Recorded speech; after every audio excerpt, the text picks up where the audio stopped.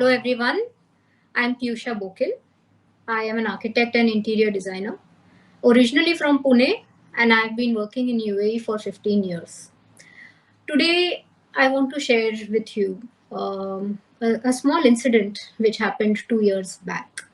It talks about how success is 1% of destiny, 49% of how opportunistic you are, and 49% about how passionate you are about things. I want to share this story with you because, not because, I would like to tell you about my journey, but so that you can take something from this.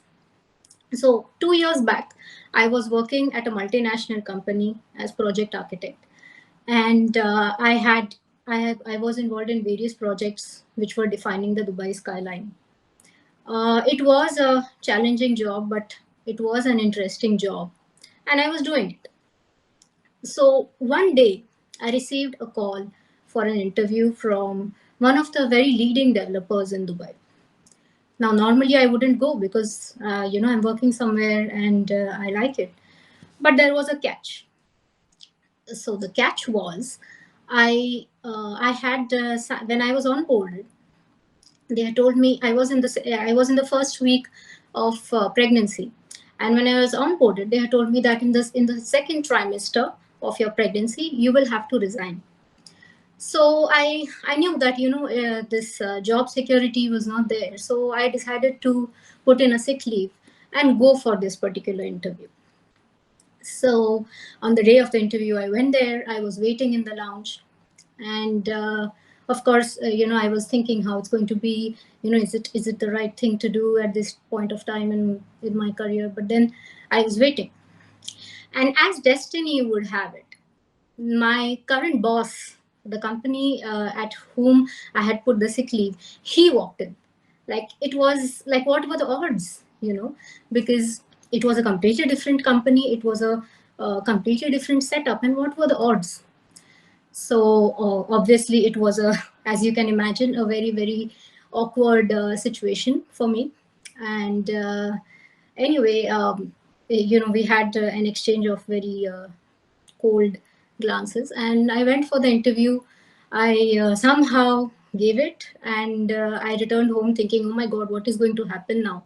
I was extremely worried, and for good reason, because the next day when I went for work, obviously the management was not happy with what had happened, and it was then it became it's a matter of, once the management is not happy and you lose goodwill in the work environment, it can be very difficult. So when they learned, of course, that I was pregnant, before that itself, I decided to resign after a month of this incident. Now what can one do? So I thought that this is the what everybody would feel, that it can be a career death situation. Yeah, I was in the second trimester of my pregnancy. I was without a job. The other company wouldn't hire me because there was already this cold war started, and I didn't know really what to do. But I knew one thing, that whatever whatever I had done in my career up till that point, that is going to help me.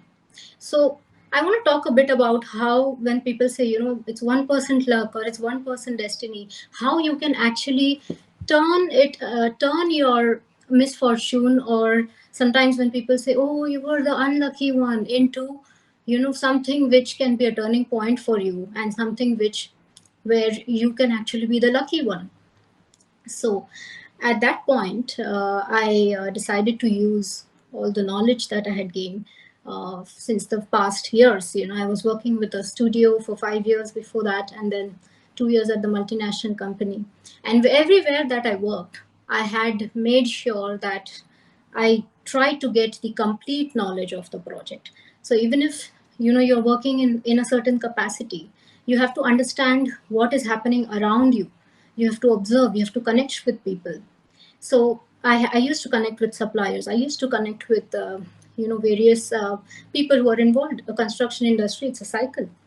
And I also used to take up opportunities in the sense through word of mouth. When people used to know, oh, you're a gold medalist in architecture, you should, can you mentor us, can you teach us how to do, how to give the NATA exam, the National Aptitude Test of Architecture, or can you do a small project, over the weekend. There were salon owners, there were people from word of mouth who used to approach me, and I used to do those projects on weekends, irrespective of not trying to affect my current work at that time. So all of this backing I had, and I decided to start taking freelance jobs. So that's how I started. When I started taking freelance jobs, I realized, of course, it's going to be slow, but I did not think about money at that time. And I did not think about how big or small a job was.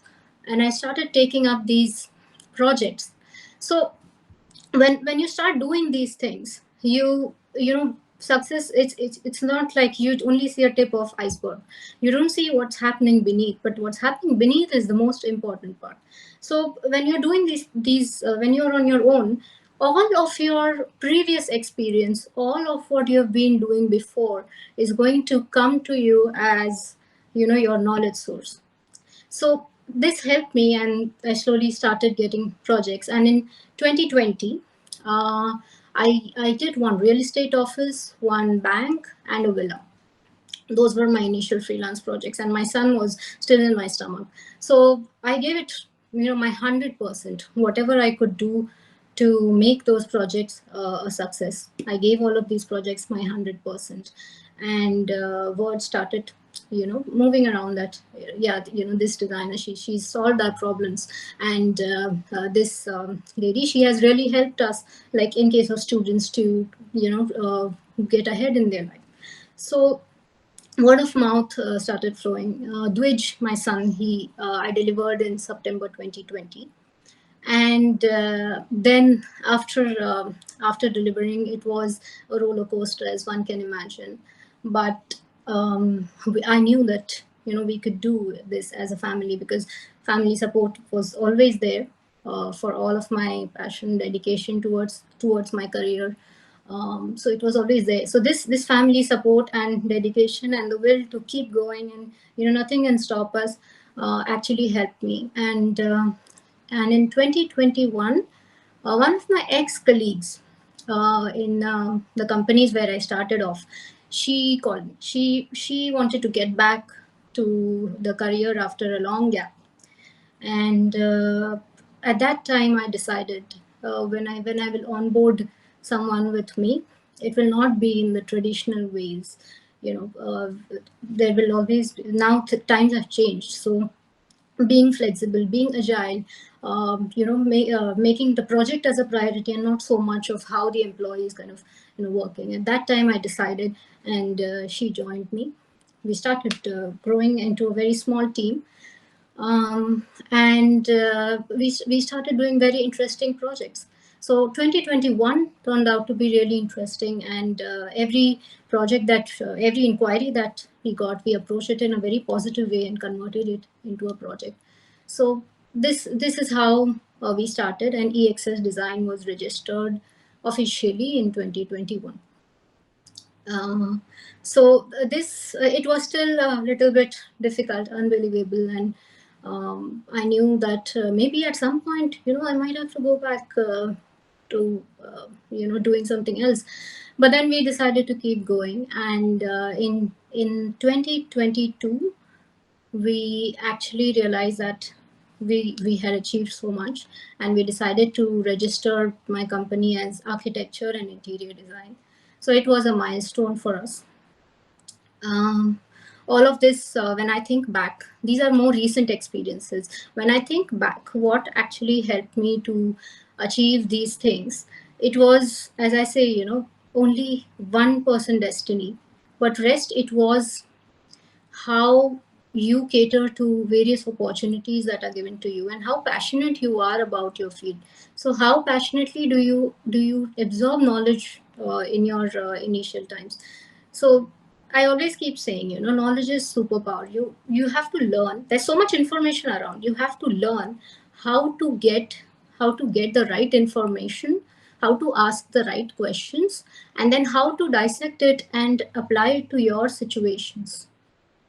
So now, I would like to share today. We are very proud as EXS Design has been nominated for one of the as a finalist for one of the very prestigious design awards. But what I'm even more proud of, is how I could even help somebody who was coming back after a career gap into their journey of success. So I would say, help yourself, then help others. And a lot of people said, oh, you were unlucky, you this whatever happened with you, it was an unlucky situation. But I would say, only when you say you're done, you would be done. Until and unless you say, no, I want to keep learning, I want to keep doing things, I want to keep serving people, I want to keep doing good for the better of the society, you would never be done. Irrespective of whatever happens along your career journey, you would never be done. I want to thank GMG for the opportunity to speak. And yes, I would like to thank Mr. Anand Ganu sir, who is such an inspiration. I mean, at this age, I don't think I don't think I would be able to do what he does. And I'm grateful to each and every one of you to hear me out. All right. Thank you so much. Thank you.